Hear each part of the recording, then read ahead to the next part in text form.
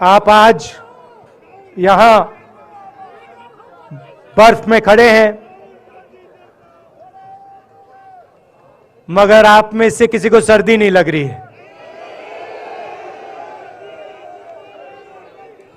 आप बारिश में खड़े हुए, कोई भीगा नहीं। गर्मी में आपको गर्मी नहीं लगी, सर्दी में आपको सर्दी नहीं लग रही है, क्योंकि देश की शक्ति आपके साथ है।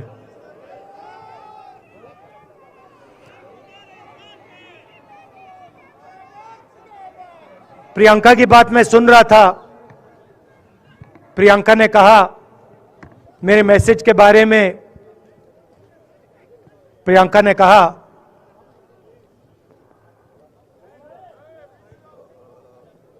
नॉर्मली होता नहीं है, मगर मेरे आंख में आंसू आए।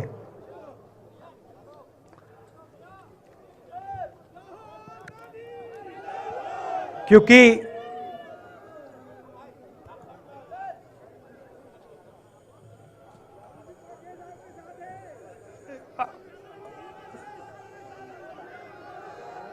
मैं कन्याकुमारी से चला, शुरुआत की और पूरे देश में हम पैदल चले। मैं सच बताऊं, आपको अजीब लगेगा, मगर मैं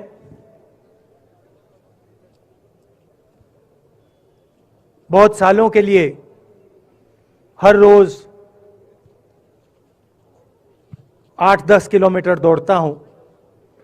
तो मैंने सोचा था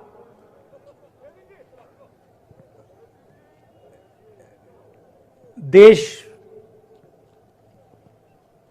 कन्याकुमारी से कश्मीर चलने में इतनी मुश्किल नहीं होगी।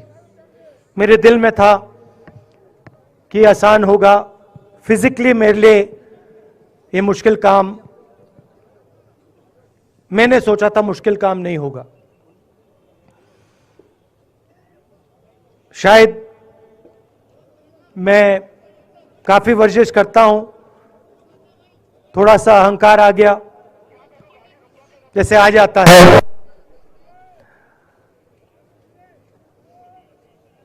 मगर फिर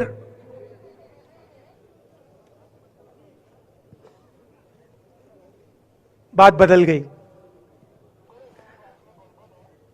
जब मैं छोटा था,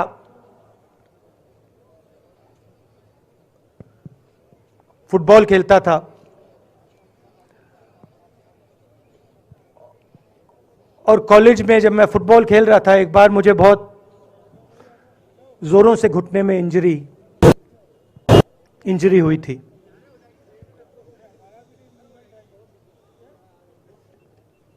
मैं उसको भूल गया था।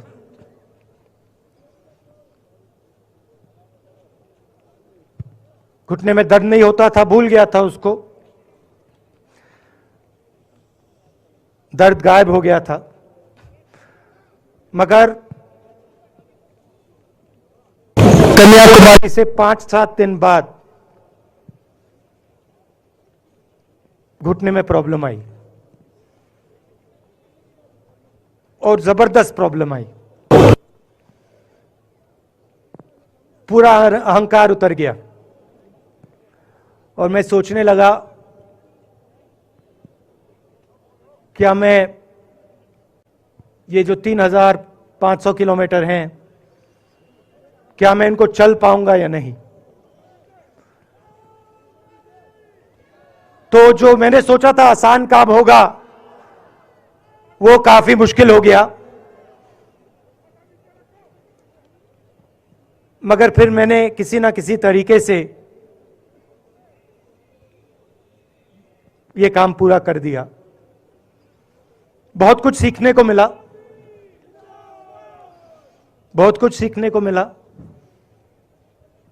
मैं आपको बोलूं तो दर्द सहना पड़ा काफी, मगर सह लिया। रास्ते में एक दिन मुझे दर्द हो रहा था, काफी दर्द हो रहा था, और मैं सोच रहा था अब 6-7 घंटे और चलने हैं। और उस दिन मुझे लग रहा था कि आज मुश्किल है। और एक छोटी सी बच्ची आई, दौड़ती हुई आई मेरे पास और मुझे कहती है कि मैंने तुम्हारे लिए कुछ लिखा है, मगर तुम अभी मत पढ़ो, इसको बाद में पढ़ना।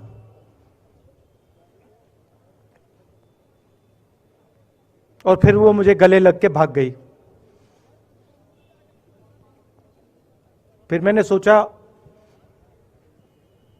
अब पढ़ता हूं क्या लिखा है।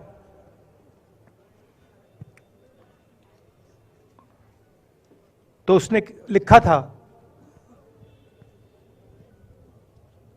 कि मुझे दिख रहा है कि आपके घुटने में दर्द है, क्योंकि आप जब उस पैर पे वजन डालते हो तो आपके चेहरे पे दिखता है कि दर्द है। मगर मैं आपको बताना चाहती हूं कि मैं आपके साथ कन्याकुमारी नहीं चल सकती हूं, क्योंकि मेरे माता पिता नहीं चलने दे रहे हैं, मगर मैं दिल में आपके साथ आपके साइड में चल रही हूं, क्योंकि मैं जानती हूं कि आप अपने लिए नहीं चल रहे हो, आप मेरे लिए चल रहे हो और आप मेरे भविष्य के लिए चल रहे हो। और उसी सेकंड में, पता नहीं अजीब सी बात है, उसी सेकंड मेरा दर्द उस दिन के लिए गायब हो गया। दूसरी बात, मैं चल रहा था और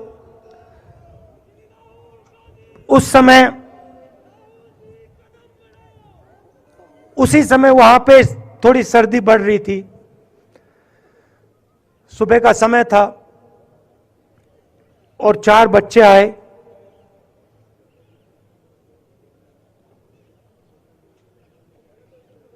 पता नहीं कहना चाहिए या नहीं।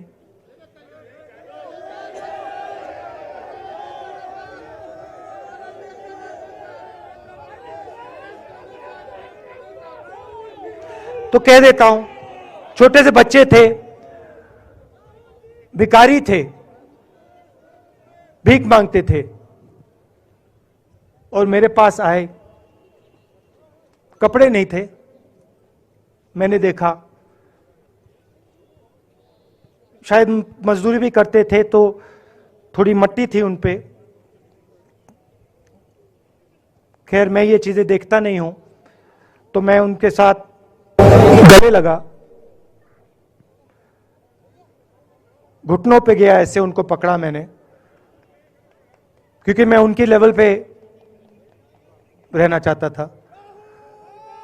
और फिर, नहीं सुनिए,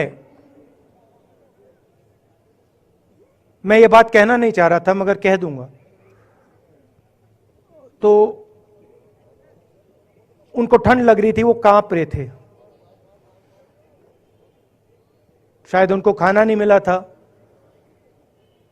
छोटे बच्चे मजदूरी कर रहे थे।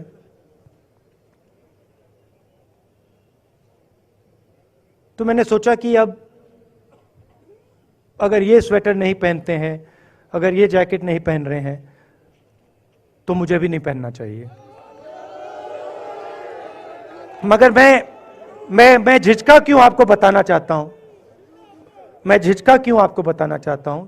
जब मैंने ये खत्म किया, मैं चल रहा था, तो हमारे साथ एक व्यक्ति थे, उन्होंने मेरे कान में बोला, राहुल जी, ये बच्चे गंदे हैं, इनके पास आपको ऐसे जाना नहीं चाहिए। तो मैंने उनसे कहा, वो आपसे और मुझसे दोनों से साफ हैं।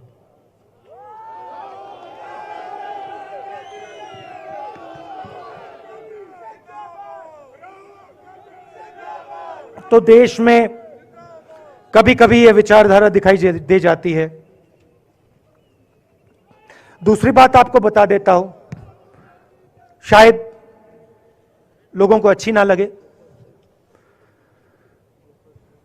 जब मैं चल रहा था, आपने देखा होगा कि बहुत सारी महिलाएं रो रही थी। आपने देखा? आपको मालूम है क्यों रो रही थी? नहीं, उसमें से बहुत सारी महिलाएं इमोशनल थी, मुझसे मिलकर रो रही थी। मगर उसमें बहुत सारी ऐसी भी महिलाएं थी जिन्होंने मुझे बोला कि उनके साथ बलात्कार हुआ है, उनको किसी ने मोलेस्ट किया है, उनके किसी रिश्तेदार ने उनको मोलेस्ट किया है।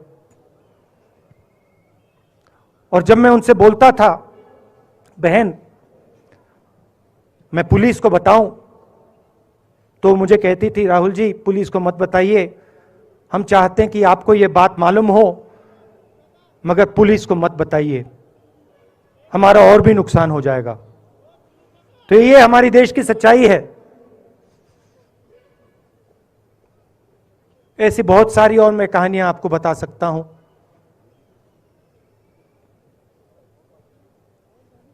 तो फिर मैं कश्मीर की ओर आ रहा था और मैं सोच रहा था कि इसी रास्ते पे मैं नीचे से ऊपर जा रहा हूं। मैं सोच रहा था कि इसी रास्ते से सालों पहले मेरे रिश्तेदार नीचे से ऊपर आए, सॉरी ऊपर से नीचे आए, कश्मीर से इलाहाबाद गंगा की ओर गए। और मुझे ऐसा लग रहा था कि मैं वापस अपने घर जा रहा हूं।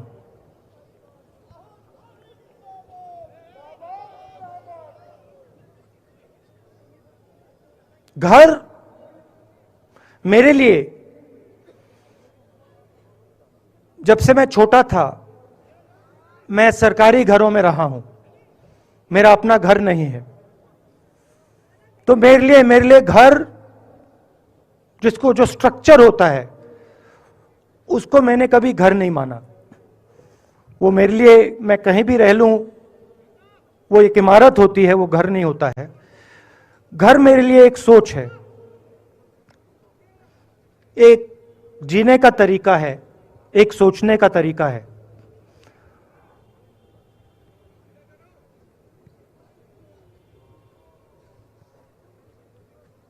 और यहां पे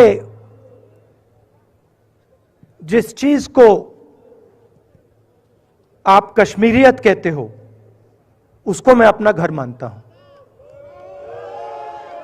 अब ये कश्मीरियत है क्या?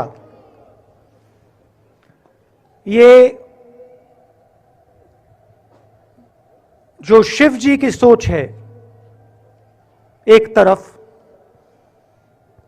और थोड़ी सी गहराई में जाएंगे तो उसको शून्यता कहा जा सकता है। अपने आप पर,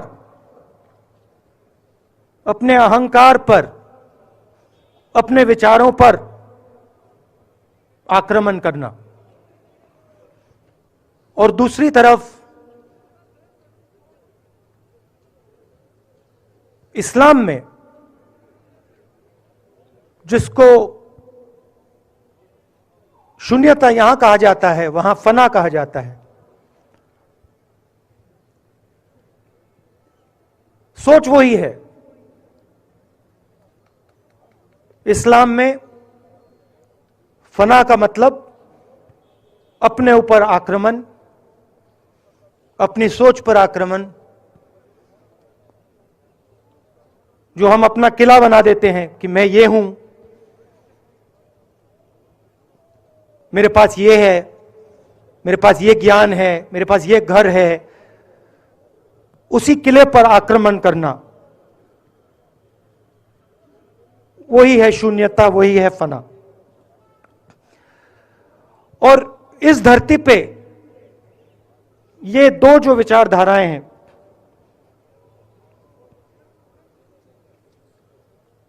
इनका एक बहुत गहरा रिश्ता है और ये सालों से रिश्ता है, जिसको हम कश्मीरियत कहते हैं। यही सोच बाकी स्टेट्स में भी है। गांधी जी वैष्णव जनतों की बात करते थे, जिसको हम यहां शून्यता फना कहते हैं, उसको गुजरात में वैष्णव जनतो कहा जाता है। असम में शंकर देव जी ने भी यही बात कही। कर्नाटक से हमारे यहां जो लोग आए हैं, वहां बसवा जी ने यह बात कही। केरल में नारायण गुरु ने ये बात की। महाराष्ट्र ने ज्योतिबा फूले जी ने यह बात की। और यहां इसको हम कश्मीरियत कहते हैं। लोगों को जोड़ना और दूसरों पर आक्रमण नहीं करना, अपने आप पर आक्रमण करना, अपनी कमी देखना।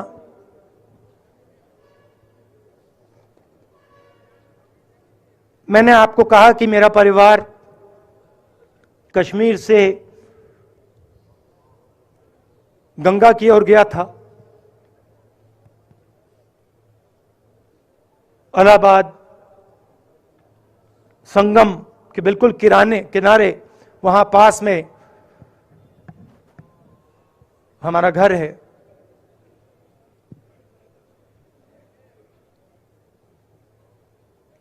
तो जब यहां से वो वहां गए,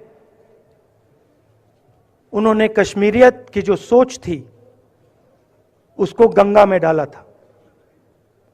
गंगा में ले गए उस सोच को और उत्तर प्रदेश में उस सोच को फैलाया था, जिसको उत्तर प्रदेश में गंगा जमुना तहजीब कहा जाता है।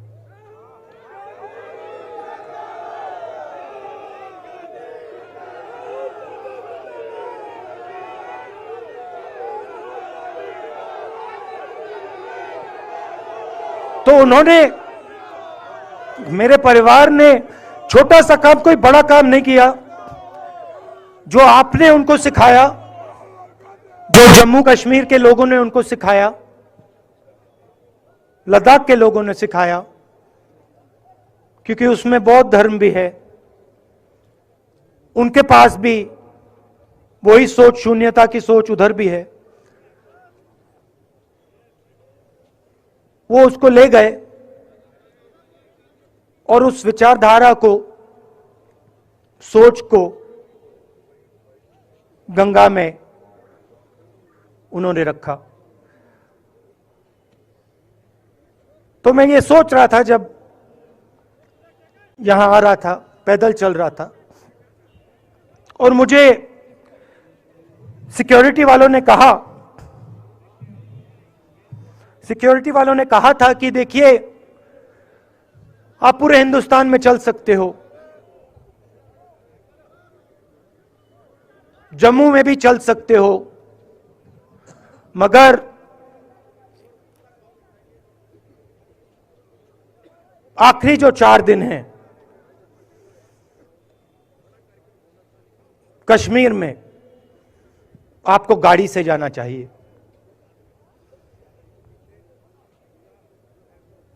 वेणुगोपाल जी ने मुझे कहा पहले, और जो ऑर्गेनाइज कर रहे थे उन्होंने कहा।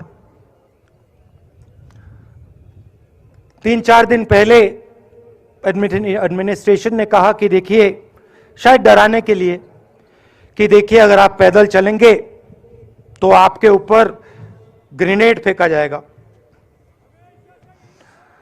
तो मैंने सोचा,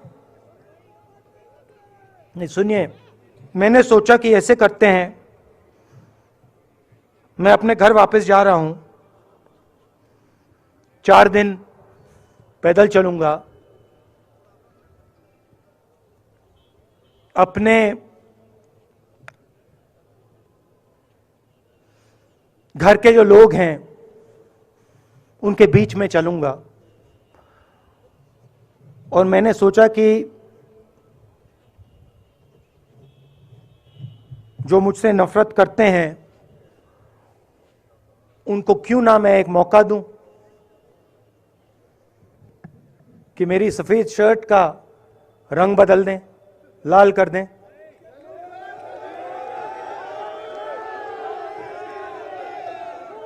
क्योंकि मेरे परिवार ने मुझे सिखाया है, गांधी जी ने मुझे सिखाया है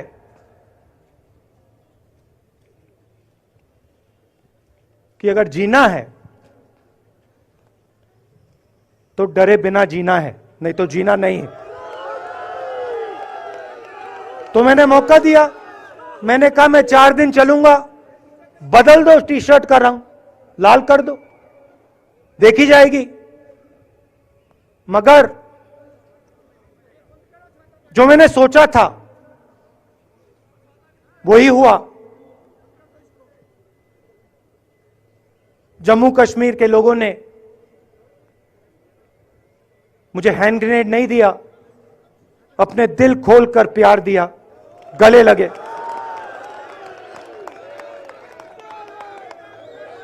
और मुझे बहुत खुशी हुई कि उन सब ने मुझे अपना माना और प्यार से बच्चों ने, बुजुर्गों ने आंसुओं से मेरा यहां स्वागत किया। मैं अब जम्मू कश्मीर के लोगों से और जो यहां हमारे सेना के लोग काम करते हैं, सीआरपीएफ के लोग काम करते हैं, उनको मैं कुछ कहना चाहता हूं। सबको, जम्मू कश्मीर के युवाओं को, बच्चों को, माताओं को, सबको, सीआरपीएफ के, बीएसएफ के, आर्मी के जवानों को, उनके परिवारों को, उनके बच्चों को मैं कहना चाहता हूं, देखिए, मैं हिंसा को समझता हूं, मैंने हिंसा सही है, देखी है। जो हिंसा नहीं सहता है, जिसने हिंसा नहीं देखी है, उसे यह बात समझ नहीं आएगी। जैसे मोदी जी हैं, अमित शाह जी हैं, आरएसएस के लोग हैं, उन्होंने हिंसा नहीं देखी है।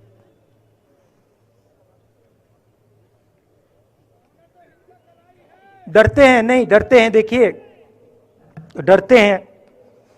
यहां पे हम 4 दिन पैदल चले, मैं आपको गारंटी देके कह सकता हूं कि बीजेपी का कोई नेता ऐसे नहीं चल सकता है।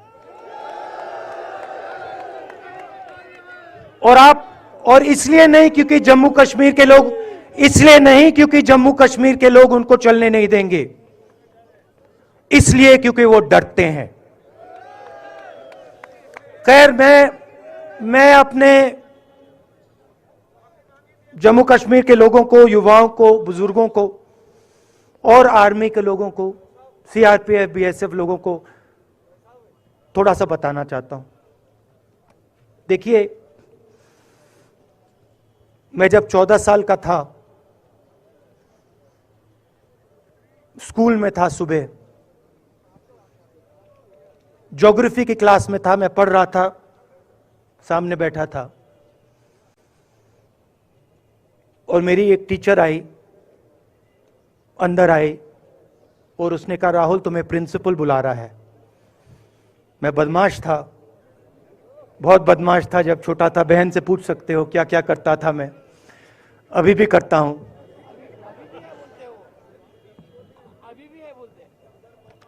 मैंने सोचा प्रिंसिपल बुला रहा है, मैंने कुछ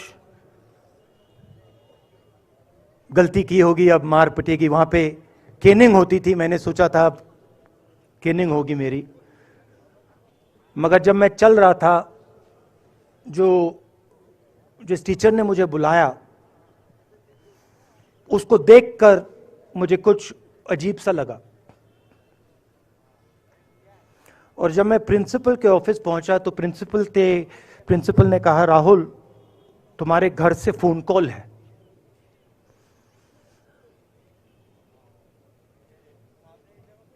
और जब मैंने उसके शब्द सुने, मुझे पता लग गया कुछ गलत हो गया है। मेरे पैर कांपे और मैंने जैसे फोन अपने कान पे लगाया तो मेरे मां के साथ एक औरत काम करती है, वो चिल्ला रही थी, राहुल, दादी को गोली मार दी, दादी को गोली मार दी, दादी को गोली मार दी। 14 साल का था।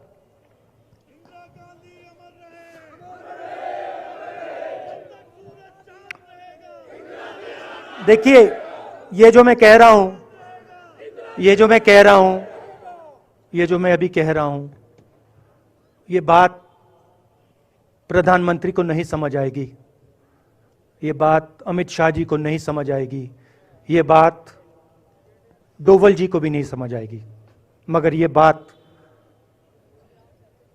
कश्मीर के लोगों को समझ आएगी, ये बात सीआरपीएफ के लोगों को समझ आएगी, ये बात आर्मी के लोगों को समझ आएगी, उनके परिवारों को समझ आएगी।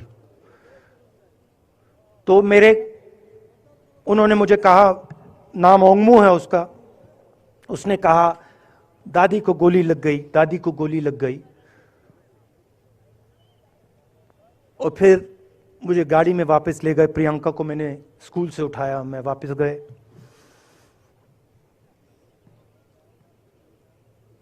और फिर मैंने वो जगह देखी जहां मेरी दादी का खून था।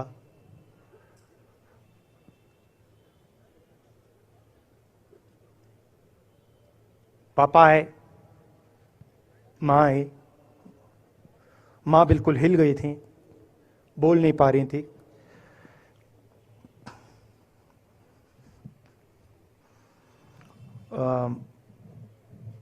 हाँ,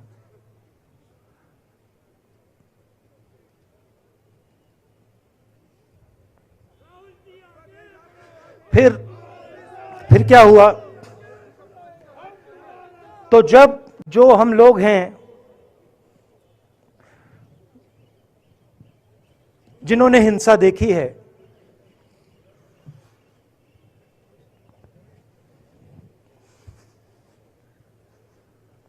ये जो है ना, ये इसको हम बिल्कुल दूसरी तरीके से देखते हैं। ये आप सबके लिए टेलीफोन है, ये हमारे लिए सिर्फ टेलीफोन नहीं है।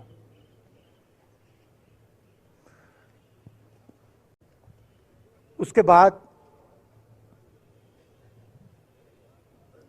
6-7 साल बाद मैं अमेरिका में था और फिर से टेलीफोन आया। 21 में टेलीफोन आया। जैसे बहुत सारे, जैसे जो पुलवामा में हमारे सैनिक मरे थे, उनके घर टेलीफोन आया होगा। हजारों कश्मीरी लोगों के घर टेलीफोन आया होगा। सेना के परिवारों को टेलीफोन आया होगा। वैसा ही टेलीफोन आया। पिता के एक दोस्त थे, उन्होंने मुझे फोन किया और कहा, राहुल, बुरी खबर है। मैंने उनसे कहा, मैं जानता हूं, पापा मर गए। कहते हैं हाँ। मैंने कहा धन्यवाद, फोन रख दिया। तो मेरा कहना है जो हिंसा करवाता है, जैसे मोदी जी हैं, अमित शाह जी हैं, अजीत डोवल जी हैं, आरएसएस के लोग हैं, वो इस बात को समझ नहीं सकते हैं, वो दर्द को समझ नहीं सकते हैं। हम समझ सकते हैं। पुलवामा के जो सैनिक थे, उनके बच्चों के दिल में क्या हुआ मैं जानता हूं। मेरे दिल में वही हुआ है जो यहां पे कश्मीर में लोग मरते हैं, उनके दिल में क्या होता है। जब फोन कॉल आता है, क्या लगता है, वो मैं समझता हूं, मेरी बहन समझती है। तो कल किसी जर्नलिस्ट ने मुझसे पूछा, यात्रा का क्या लक्ष्य है?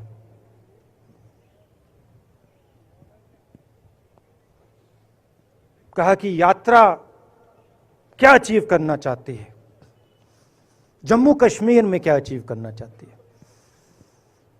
मेरे उस समय दिमाग में आया, मगर मैंने कहा नहीं बोलता हूं, कल भाषण में बोलूंगा। यात्रा का लक्ष्य है कि ये जो फोन कॉल हैं, चाहे ये आर्मी के हों, चाहे सीआरपीएफ के हों, चाहे ये कश्मीर के लोगों के हो, ये फोन कॉल बंद हो जाए।